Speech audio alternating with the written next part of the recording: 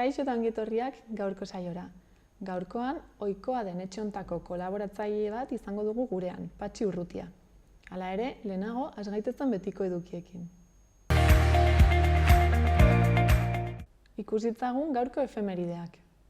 1936ko urriaren 11an, Amparo Barallon, Espainiako pianista eta ekintzaile anarkista, errepublikanoa, sozialista eta feminista hil zen. Gainera, 30 urte beranduago, 1976an, Pau Donés abeslari, gitarrista eta konpositore espainiarra jaioko zen. Bestalde, urriaren 11an ere, baina 1987an, Koldo Mitxelena euskal filosofoa hil zen. Eta gaurko egunez ere, baina 1977an, Laura Gallego García idazle espainiarra jaio zen. Goazen orain, aste hontako agenda errepasatzera. Bihar, urriaren 12an, Barainaingo erraldoi eta buruhandien konpartsaren irteera izanen da. Barainain gaitariak, ezpelur eta sustraiak dultzaineroekin goizeko 12etan merkatal etorbidean hasita, lehengo osasun etxearen parean. Asteazkenean bestalde, arratsaldeko 7:00 izen goititegia liburuaren aurkezpena eginen dute Karrikirin. Izarbe eta Maineru ibarretako euskal izengoitiak biltzen ditu Koldo Kolomok liburu honetan, eta aurkezpenean Kike Amonarrizek parte hartuko du. Ostegunean bestalde, olerki eta musika errezitaldia eskainiko dute Petxi Arkaitzkano eta Ana Galarragak arratsaldeko 8:00 Barainaingo kulturetxean. Eta azkenik, ostiralean, sekula ez liokete euli bati egalik kenduko liburuaren aurkezpena eginen dute 7:30 Karrikirin.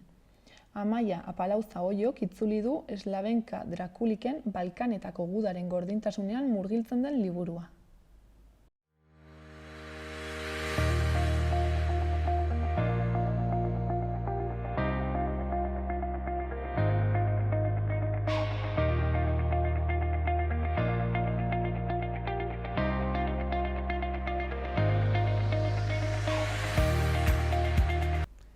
Orain, etxe hontako kolaboratzaile den Patxi Urrutia etorri da gure platora. Kaixo, Patxi. Kaixo. Espaldiko bertez. Bueno, bai, pastu dira aste batzuk hemen elgar ikusi gabe, baina berriz ere hemen gaude. Berriz martxan. Berriz martxan eta gogoz. Eta izango dituzu gauza asko ez, kontatzeko. Bueno, pensazu azkeneko aldian egon ginenetik une zenbat gauz pastu diren, eta zenbait gainera oso larriak eta garrantzi handia izan dutenak eren bizitzan.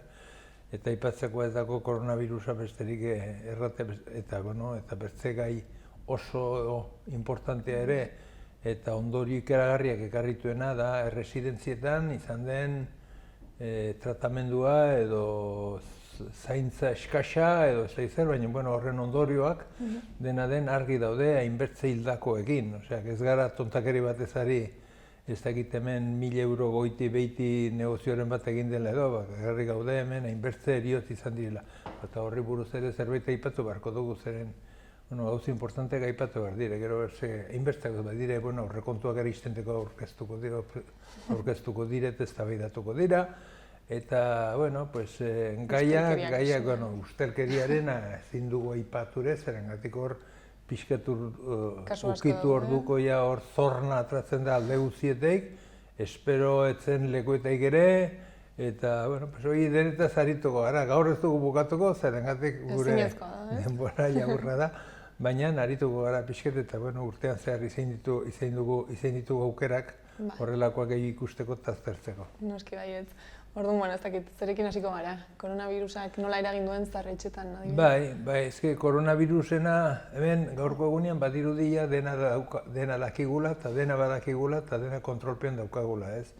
Eta konturetzen gara bat batean horrelako bitxo bat edo atratzen dela eta Dios Madrid gure ziurtasun guztiak hankaz gaten dire eta gure ongizarteare zalantzan jartzen da zerengatik, jende honitz egon da hilda eta jende honitz ere egon da oso gaizki ospitaletan eta atera da gainera zigortua, oso zigortua, gabezi askorekin, osasun kaskar batekin, horiek denak hor ditugu, ez? Badakigu horiek askotan ez direla kontrolatzen egunetik egunera, baina dakiguna ere da badaudela gauza kudeatzeko modu bat, eta da neurri guztiak hartuz, nolabait ere apaintzeko edo hobetzeko, ez?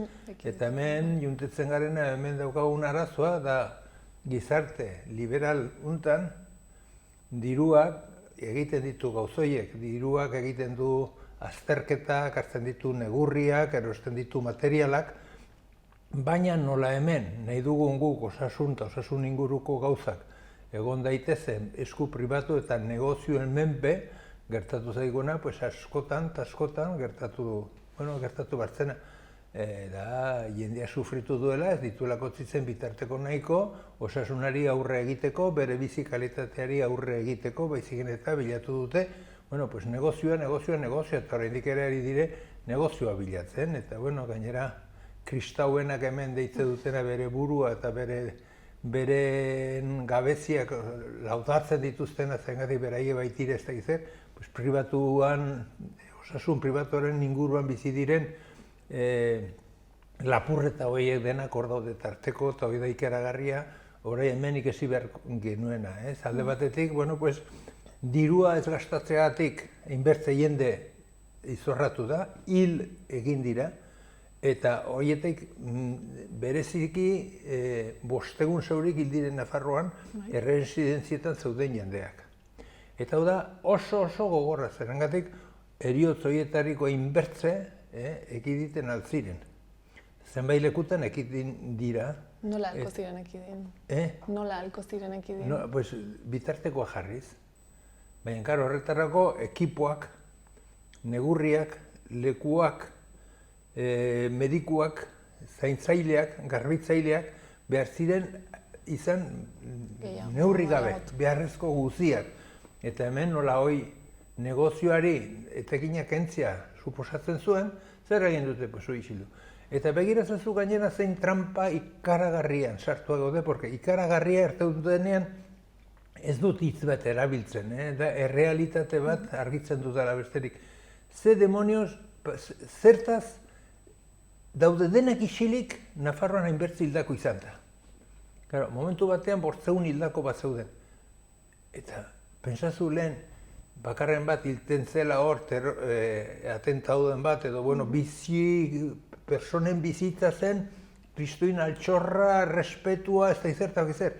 500 hildire, inork ez du duzerten. Silenzio total. Eta hau da ikaragarria dena zeren, eta duintasuna izango bagenu eta kezka izango bagenu, ez dut erten dena konponduko zinuela, baina bai bertze modu batera arituko zela eta bertze modu batera egingo zirela gauzak. Demostratuta dago, zaharretxe haundi horietan gizaterik ez dagoela, eta hori Europa guzian jai dire pixket baztertzen, zerengatik horrek ez du bizi kalitatea bermatzen.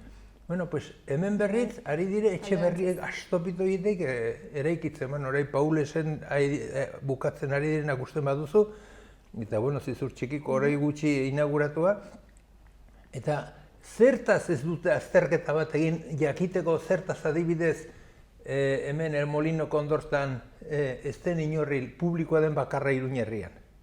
Iruñerrian publiko bakarra da eta horrez da inorril. Ze pasten da?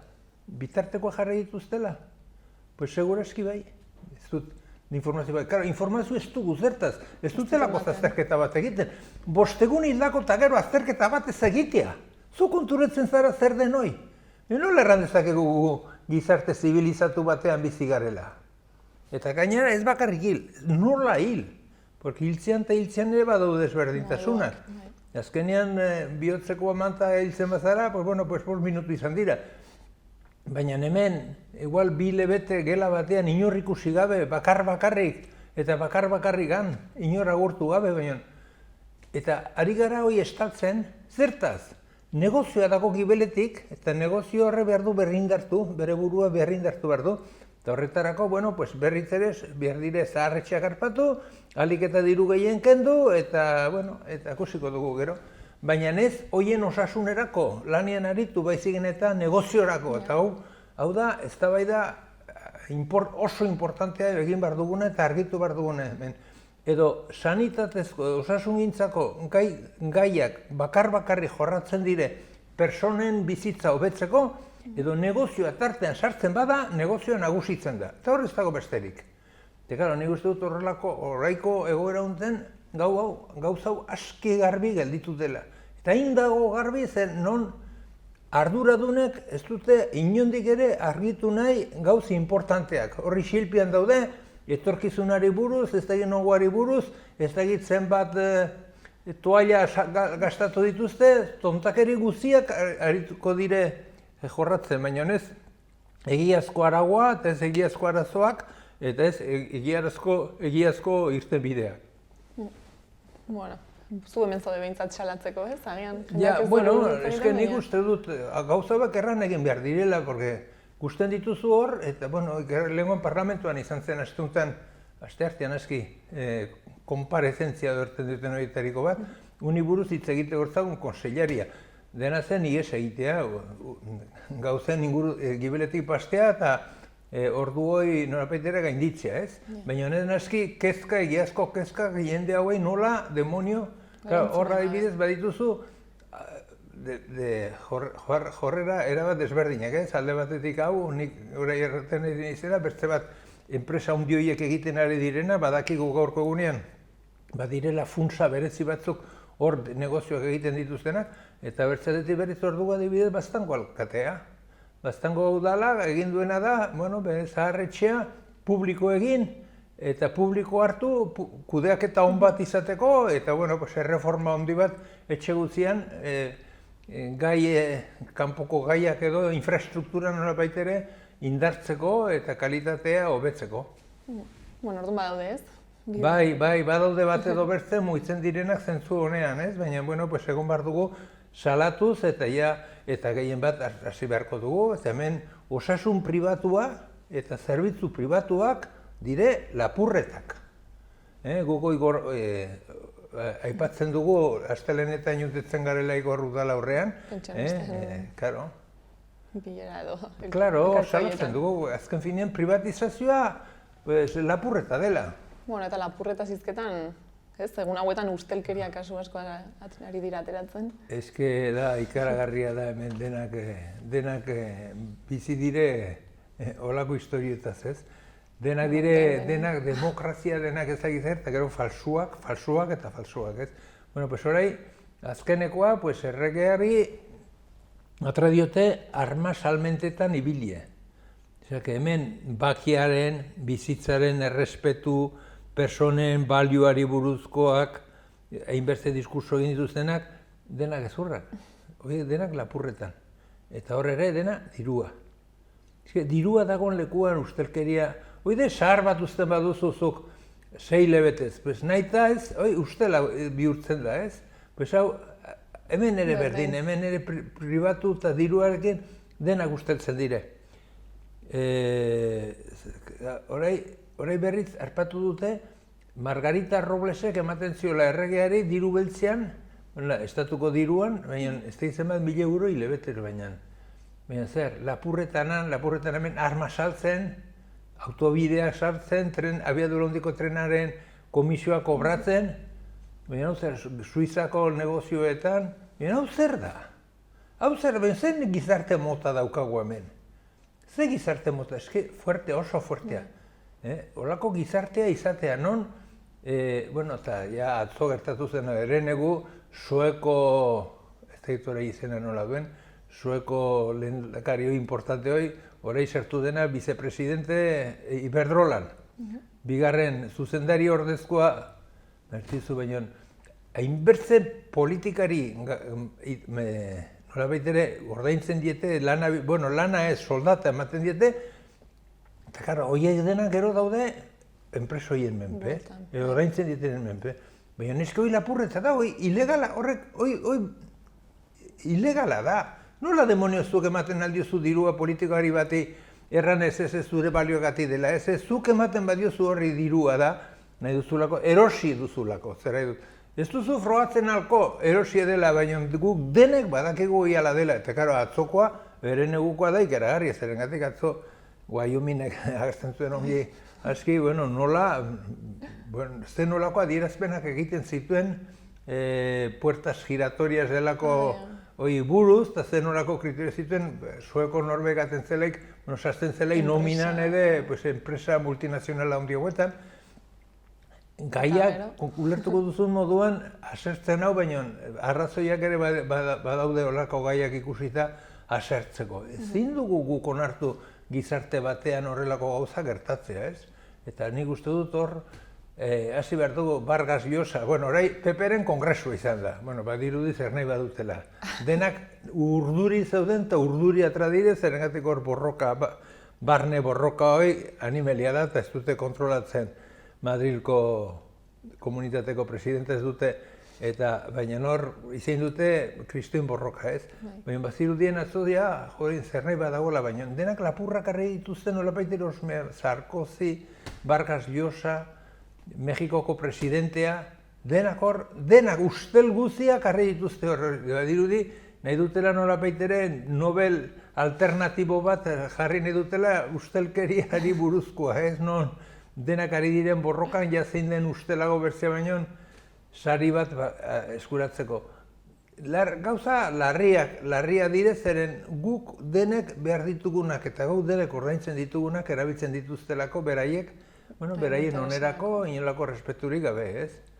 Eta, hori da daukaguna, baina horri aurre eginen digu. Baintzatez informazioa publikoa egin eta jendeak ere salatzen du.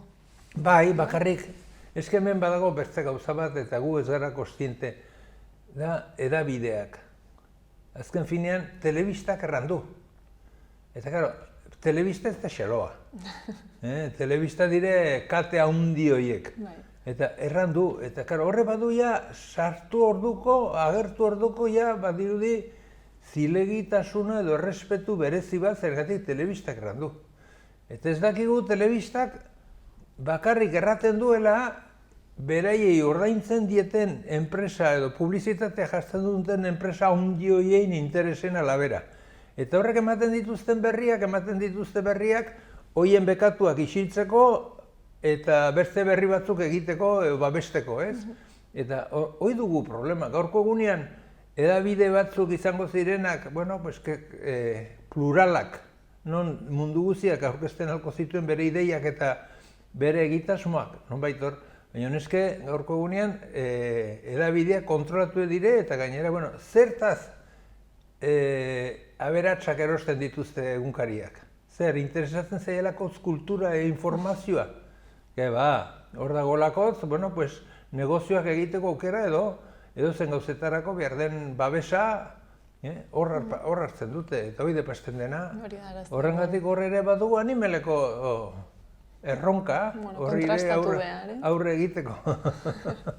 Eta bestalde, aipatu duzu ere, aurrekontuak hitzartze hori eta eztabaida hori. Bai, ja gaur agertzen da prensan ari direla negoziatzea, ditu behar dituztela negoziatzera, bertze taldeak, oposizioko taldeak, eta ikusteko aurrekontua nola antolatzen diren, badirudi arazoa badaudela, normal izaten den beti izaten dire arazoak, azkenean konpontzen dire edo hurbiltasun bat egiten dute, baina hemen ere oso importantea da, hau da politikariek edo politikan egiten den eginkizun importanteena, hau eztabaidatzea eta zertaz, dirua non jartzen den horrelako kudeaketa dago eta horrelako filosofia eta horrelako interesak babesten diren, zu dirua jartzen baduzu. Oposeko klinika babesteko, egoten zela etorkinak jatekoik ez dutenak eta hemengo pobreak eta kanpotik etorritakoak denak miseri gorrian egongo direla, ere dute. Baina, karo, zu bertzegize batera gai sozialak kezkatzen bat zaitut eta hainbeste diru jartzen baduzu hemengo bizi kalitatea hobetzeko, hemengo bizi kalitatea hobetuko da.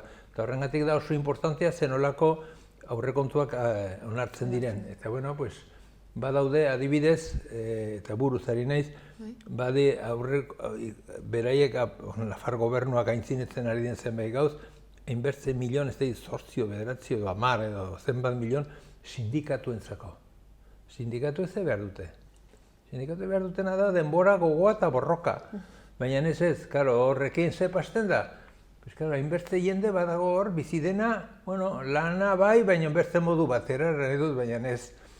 Sindikatu behar dute, beraien kuotarekin funtzionatu eta buru belarri hor aritu, baina ez dut. Eta gainera ez sindikatu guziak ere. Hoi bakarrik komisiones jugete eta zemnen artean, Zerengatik, gainerakoak ez diete dirurik eman behar. Zuk esaten duzu, ematen dietela dirua borrokatzeko eta beren lanbideak eta hobetzeko, hor ematen badute dirua enpresarioak edo gobernua da, gero horiek zure menpean edukitzeko.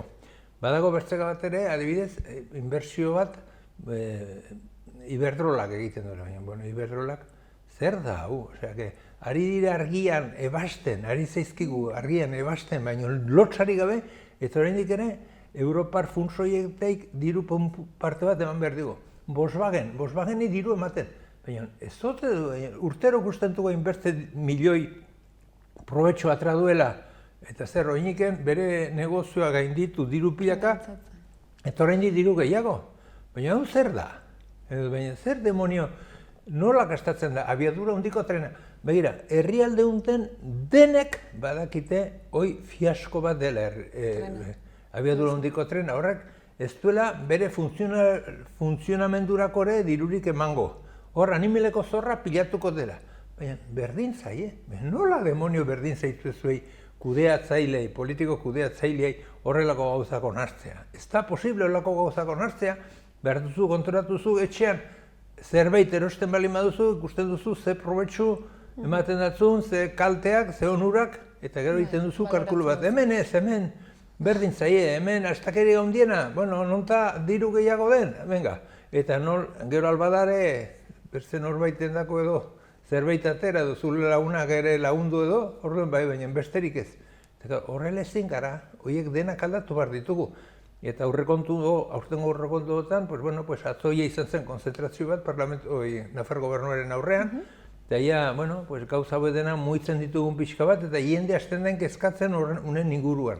Zeren horri buruz hitz egiten denean, hainbertze miliona hemen, hainbertze miliona, jendea galdu egiten gara normalean, eta hori aprobetxatzen dute, gero nahi dutena egiteko, eta zorentxe bertan entzuten irratien heldu nitzelek, Pepeko Gipuzkoako Andrea, ari zela erraten, beraiek gobernuan egon ziren azkeneko aldian 7 milioin lanpostu eraiki zituztela edo.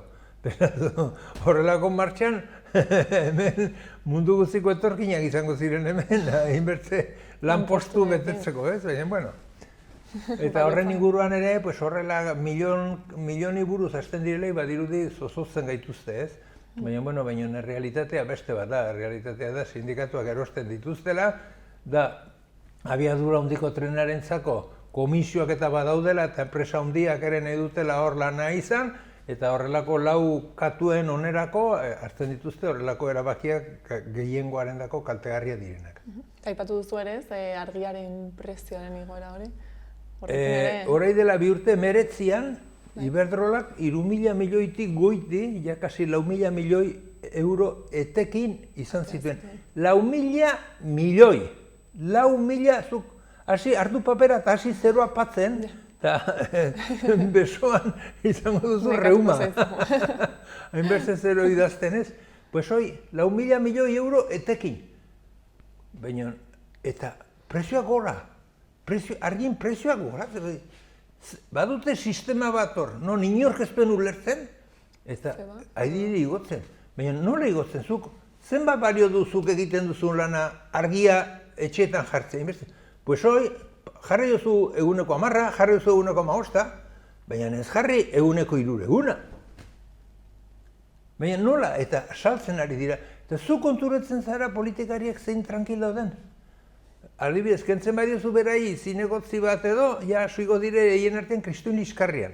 Hemen, inbertze diru denik kentzen digute, eta hemen isiltasuna, 8an badugu argi mozketa bat, atxaldeko 8etan 10 ez eixuzen. Baina, no izin den pixket mugida azkar bat. Baina nola izan daiteke hau hola gertatzea. Eta ari dire dirua, eta gero gainera, hoi ez da deus, gero torriko dire urte bukaeran, eta aurtengo etekinak 5.000 milioi, 4.000 milioitik 5.000 milioira gangara. Eta tonto batzu bezala gure dirua izak eta tonto batzu bezala zein kudeaketa ona egiten duten, zein listo diren horrelako negozioak asmatzeko eta kudeatzeko, ez? Eta, eske harriarena da oso larria, oso larria. Oso larria, baina larriago da ez dugulako ez garelako gai horri, bueno... Kontra egiteko edo. Bai. Bueno, beste kudeaketa bat, ez? Hemen Iruñan ipikarekin egin dena, ez? Oraindik ondarrez beteta. Bai, begira zazu, ari garelaik, astion hartan bai genuen prentsaketa duen podorioa eta hemen gazte batzuk atratzen dire, botil batzukekin, trago batzuk itera, kalera, hor daude jarrite solasienta, eta zikina uzten dute lekua eta aldatzen dire. Beharamunian, argazkiak, prensa salaketak, politikarien hausnarketak, horri buruz, ez? Gaizki, gazteak, eta gero gainera polizia igortzen diete hor zafraldi batzuk izateko, atxilotuak, zaurituak, bueno, hori denak ez, Kristin Montajea egiten digute horrekin, ez? Hor dugu, muraien barneko aldean, arresien barneko aldean hor, Kristin zikinkeria, orai dela ja 4-5 aste hor dagoena, alkateak antolatutako ipika horrekin, eta ze pasten da, ez da deus pasten. Osea, alkateak urdetzen du lekue, hainbeste aste pasten dire, ez du garbitzeko gogorik ere irakusten, eta denak ixilik. Hoi de botellazua, hoi de zikinkeria, hoi de... Alkateak egiten du, alkateak zuzendutako urdekeria da, hoi? Eta alkatearen dimisio eskatu behar dugu. Nola da posible hainbeste egunta gero hola egotea hori? Baina zertan ari da? Ez du lotxarik.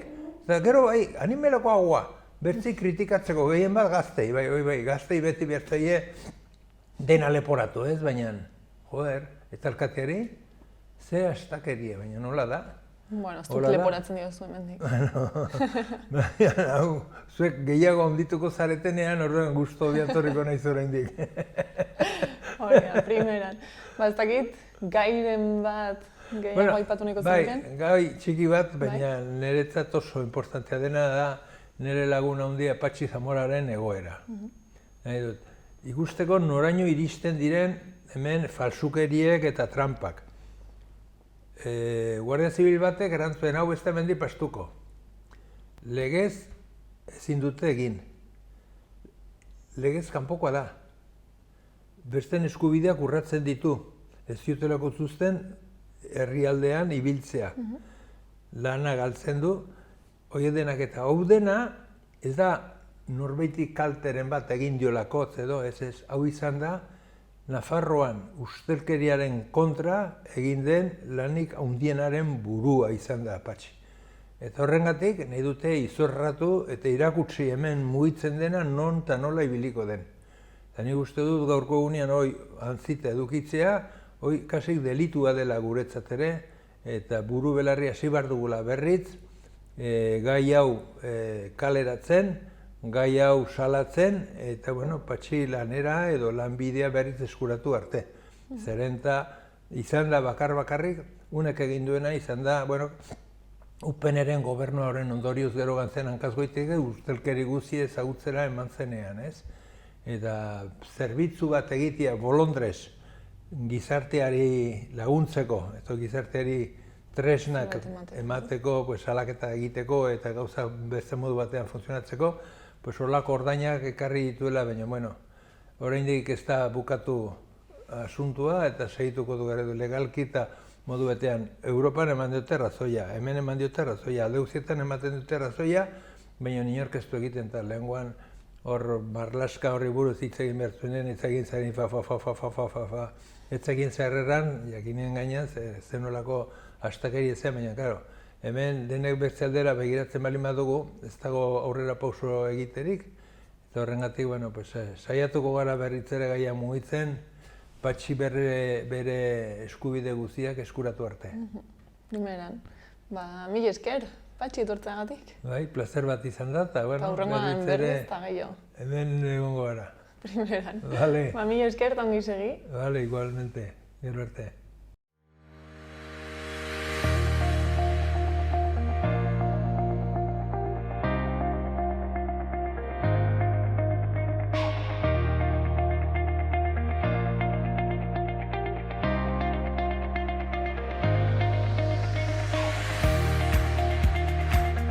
Horretaz gain, Nafarroako Parlamentuan izan gara, adinekoen egoitzen egoeraren inguruan galdezka.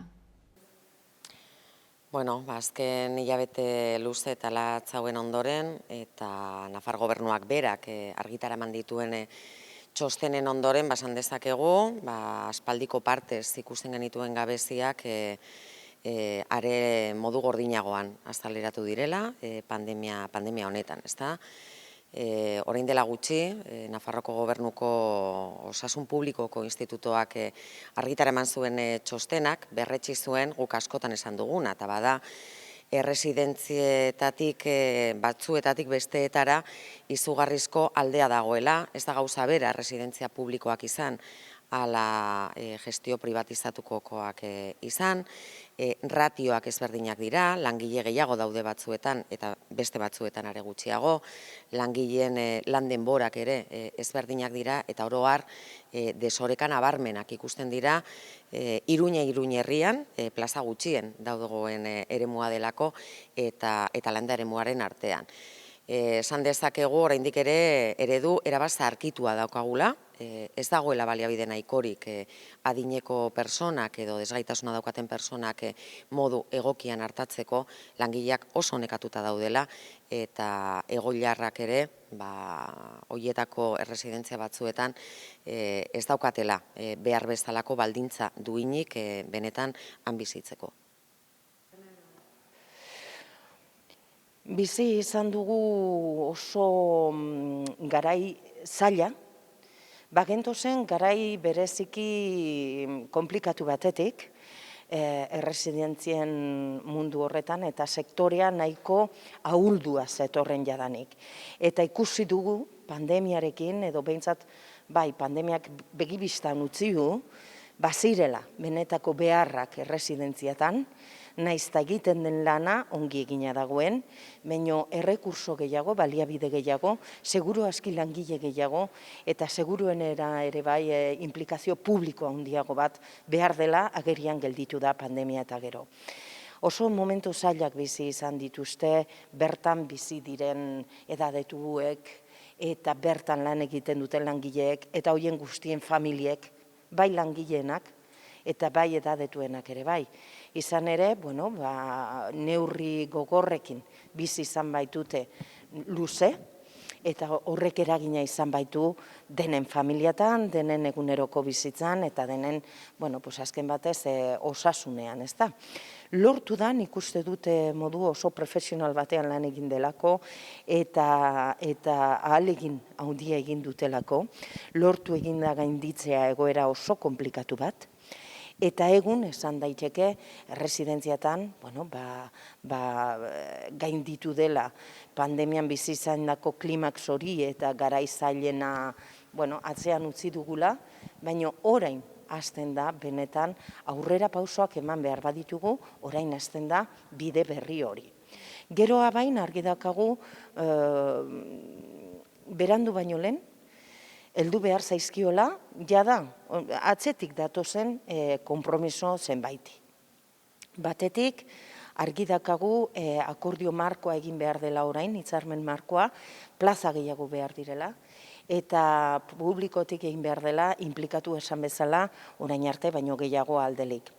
Bestetik, bada konpromiso bat, Europatik helduko diren fondoetatik, horietatik behar den neurrian, behar den guztia jarri behar dela, eguneko zentroak zentro gehiago zabaltzeko eta horietan baldintzako betzeko, eta bestetik ere bai, eredua, hainbatetan esan dugun aldatu behar den eredu horretan aldaketak ezartzeko behingoz.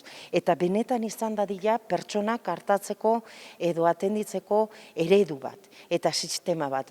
Non pertsona erdian dagoen, non ardatza pertsona bera den eta horren inguruan egiten den egokitu gainontzeko guztia.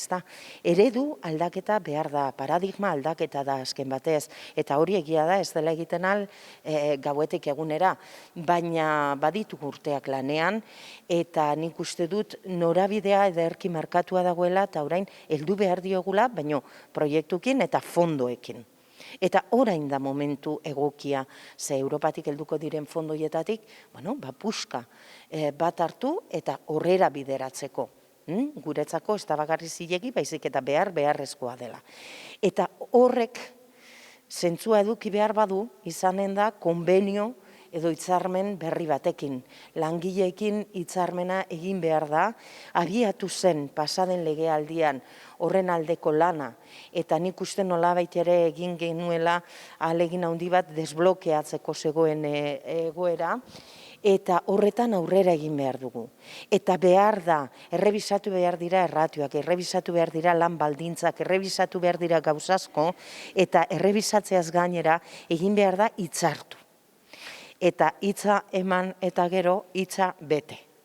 Hortaz guk argi daukagu, hori dela bidea, hori dela kalidadezko atentzioa bermatzeko bidea eta kalidadezko lana bermatzeko bidea ere bai.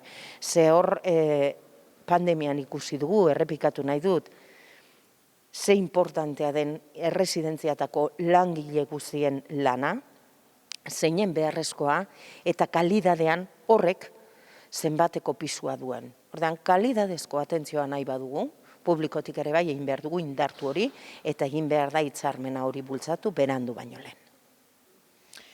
Bueno, guk uste dugu benetan goitik bera aldatu behar dela erresidentzietako eredua. Eta negoziazio horren baitan, edo balizko negoziazio horren baitan, langileen aldarrikapenak balio etxi behar dituela, eta oso kontuan hartu behar dituela, bai Nafar gobernuak lizitazioak ateratzen dituenan, eta baita enpresa pribatuek ere, benetan kalitatezko arreta eskaini baldin badie, bertan bizi direnei.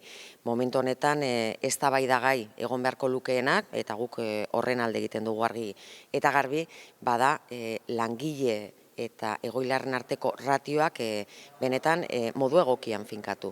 Momentu honetan langile bakoitzak bere txandan hartatu behar dituen egoiliar kopurua izugarria da. Horrek ezin du kalitatezko arreta bat bermatu. Lan denborak eta lan karga izugarriak dira. Eta beraz, Nafar gobernuak benetan sinisten baldin badu, pandemia honetan atera ditugun ondorioetatik, eredu berri batera jo behar dugula. Ezin ditugula makroerresidentziak izan. Bestelako konbibentzia nukleo txikiagoetan kokatu behar dela. Eta alde neurrian erresidentziek azken muturreko neurri bat izan behar dutela, eta alde neurrian bestelako tarteko eredu batzuk planteatu behar direla, eta adineko personak dependentzia gradu handirik ez baldin badaukate behintzat, etxean mantendu ahal izateko neurriak, bai etxera joaten den arreta domiciliario horren bidez, edo bestelako pisu tutelatuak edo cohousing formulak erabiliz, horretan jarri beharko luke. Eta ja residentzien negoziazioan bertan, lan baldintzak estuki daude lotuta arretaren kalitatearekin. Eta beraz, orain da momentua Nafar gobernuak ere bere pliegoetan, lizitazioetan eta enpresek ere irizpide ekonomiko hutsetik arago, negozioa egitetik arago, benetan kalitatezko zerbitzua eman dezaten. Ez, hitzarmen denak hartu orduko, konpromisoa, seguru aski badute horrelako aintzineko urratza hori, non egiten den eztabaidatu eta non egiten den, diskutitu bastante ez. Gure aburuz, aprobetsatu behar da une hau. Eta iruditzen zaigu gailendu behar dela hitzarmena. Importantea da lortzea, hortaz, denekin beharko dut ere bai ahalegina, baina hori hitzarmen guztietan gertatzen da, ez? Baina akordioa lortuta, aurrera egin ahal izango dugu bermatuz kalidadea. Hori argi daukagu, eta zergatik esaten dugun momentua dela, eta diot, horrek nahita ez, eduki beharko dugu ere pisua negoziazio horretan. Uste dugulako, orain agerian gelditu direla behar guztiak, inoiz justifikatuak egon badira, orain ikusi da justifikatuak daudela erabat, eta gainera, ez dagoela, ez dakit nola esan, orain arte igual izan zitekena arazo, presupuestoan edo aurrekontuen aldetik edo, aipatu dugu ere bai ez, orain etortzekoak dira fondoak Europatik eta uste dugu politika sozialetan oroar, baina kasu honetan, erresidentziatan ahalegina egin behar dela. 4.500 langilez ari gara, ez da gutxi, ez da makala, langile ugari dira, eta hartatzen dituzten pertsonak ere bai asko dira. Eta hoien guztien lan eskubideak eta lan baldintzak aintzat hartutan ikuste dute badela garaia egiteko hitzarmena behingoz bai. Etorkizuna gauzek bere horretan jarraitzen baldin badute, etorkizuna ez da ona izango. Aldiz, eredu aldaketa batean benetan sinisten baldin badu administrazio publikoak, gauzak alda daitezke. Eta horrek jendarte osoarengan izango luke eragina. Ez soilik egoitzetan bizi diren personen arretan eta bizi moduan. Eta beraz, begira dezagun Europara. Danimarkan eta Europa iparraldeko herrialdetan aspalditik ari dira beste formula batzuekin, bestelako erresidentzia ereduetara jotzen, erresidentzia txikiagoak, etxean egoteko joera hori askoz ere integratuagoa daukatenak eta bestelako zaintza eredu publiko baterantz. Momentu honetan hemen ia dena dago privatizatuta. Eta administrazio publikoak badauka zaintza publikoan eragiteko eta hor lidergoa hartzeko aukera eta bereziki bete beharra. Beraz, eredu aldaketaren alde egiten baldin bada, gure ustez etorkizun hobea izango da. Bueno, esan dugun bezala, hemen hemizikloan parlamentuan maiz hitz egin dugu, honez gero badira ekimen ugari, bai mozioak, bai interpelazioak, bai bestelakoak, hemen eztabaidatu direnak, non aukera izan dugun talde guztietatik, zein eredua nahi dugun, edo zein atentziorako modeloa nahi dugun argi adierazteko. Nik uste dut nahikoa adostasun handia badela. Eta hemen ikusi dugunez, gehiengo sozialak, hemen politikoki ordezkatua dagoen gehiengo sozialak, nahi du pertsona erdian jarriko duen eredu bat. Eta aldatu behar da egun dagoen eredua, hori argi eta garbi. Eta aldaketa horretan, seguruenera, indartu beharko da langilerian partea, zalantzi gabe. Eta nahi baldin badugu kalidadezko atentzio bat pertsona erdian edo erdigunean jarriko duena, beharrezkoa da formakuntza, ratioak eta lan baldintzak oro har bermatzea langilei izan dadila benetako atentzio personalizatu eta personan inguruko atentzio bat. Ezin dugu ezarri horrelako eredu bat, horrelako modelo bat, aurretik hori guztia bermatu gabe. Uste dut elkarrekin behar dutela joan bai ala bai, eta horrelako eredu bat izango dela langileen egoeren edo baldintzen hobekuntzaren ondorioa. Aste honetan ezagutu dugu, Nafar Gobernuak erizaintzako 400 gora lanpostu aterako dituela, lanpostu publikoak, eta horretan, aspalditik salatzen ari garen euskararen dekretuaren hutsunea daukagula. Horrek zer esan nahi du? Erizaintzako lanpostu horietan guztietan, zonalde euskalduna delako horretan izan ezik, gainontzekoetan, frantsesa, ingelesa edo alemana baloratu halko direla meritu gisa eta ez euskara. Gure ustez hori lotsagarria da, ez da lehenengo deialdia, 100 lanpostu atera dira deialdi publikora euskara baloratu ezinik, ez eremu ez euskaldunean, ez da mistoan ere, eta hori ineditoa da. Baina hortik harago, iruditzen zait oso mezu arriskutsua ematen zaiola jendarteari eta bada euskara ez dela ja 2. mailako hizkuntza, baizik eta 3. edo 4. mailakoa. Baina benetan hemen sakonean ere badagoena, bada funtzio publikoan eta administrazioaren zerbitzuetan oro har administrazioak badaukala bete behar bat. Eta bada nahi dugun herritarroi euskaraz zerbitzua emateko eskubidea bermatu behar digula. Eta hori ez da merituen bidez lortzen, edo ez behintzat horrekin soilik, baizik eta bereziki lanpostu elebidunak sortuz. Momentu honetan administrazio publikoan, Nafarroako Gobernuan, 2,05% dira langile euskaldunak. eta hori argi eta garbi ez nahikoa da herritarroi euskarazko zerbitzu egokia emateko. Beraz, momentu honetan eta aspaldiko partez eta 4 urte daramagu Nafar gobernuan hizkuntza planak egiten teorian gobernuko departamentu guztietan, eta oraindik ere ez daukagu garbi zenbat lanpostu elebidun sortu nahi dituzten departamentu bakoitzean, eta azken batean nola bermatuko duten euskaraz zerbitzua ematea. Eta uste dut horretan gobernu honek atzera egin duela. Bueno,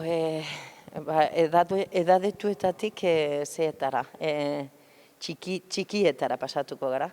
Adine txikiak ditugu horrezkolatan, eta naizta honez gero konprobatu dugun presentzialidadea posible dela, eta horren aldeko apostua egin dugun hilabete hauetan guztian, eta pasa dugun urte zaio honetan, gure aldetik ala eskatu diogu behintzat geroa baitik kontseilariari, Jimeno kontseilariari uste dugu hezkuntza komunidadearekin egin behar duela lana.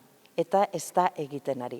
Ari dira hartzen erabakiak modu unilateralean, alde bakarrekotasunez ari da jokatzen, eta ari da hartzen gure aburuz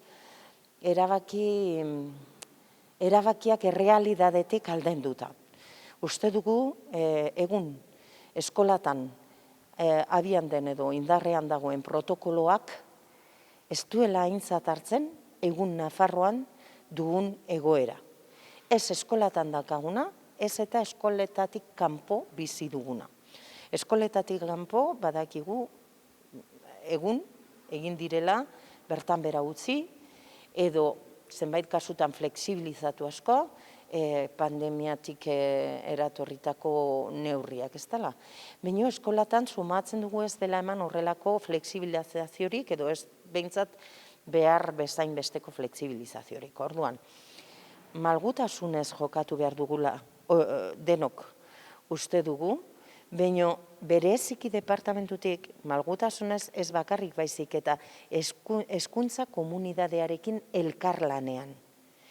Jakina osasun autoridadeek egin behar digutela esan noraino bai eta noraino ez. Horregatik hain justu eskatu dugu etor dadila Instituto Salud Publika y Laboral delako horretatik zuzendari gerentea unera parlamentura hezkuntza batzordera adieraztera guri eta gainontzeko orori zer dela eta eskolan mantentzen diren oraindik horrelako irizpide zuhur eta intinkuak, ez da? Eta hori da bat, eta bestea da ezin direla erabakiak hartu, hezkuntza komunidadea aintzat hartu gabe. Eta ari da hori egiten departamentua, eta bereziki larria iruditzen zaigun beste zerbait, Madrilera begira ari da lanean. Izan ere, esan baitigute, azaroan Madrilenik egingo den interterritorialean zer ateratzen den horren arabera akaso egingo dutela malgutu edo modifikatu, aldatu egun dakagun protokoloa. Zaigu serioa iruditzen, uste dugu Nafarroak baduela nahikoa eskumena eta horretan ere burujabe behar duela izan, eta erabakiak hemen hartu behar direla, hemengo errealidadea ikusita eta hemengo eragileekin elkarlanean.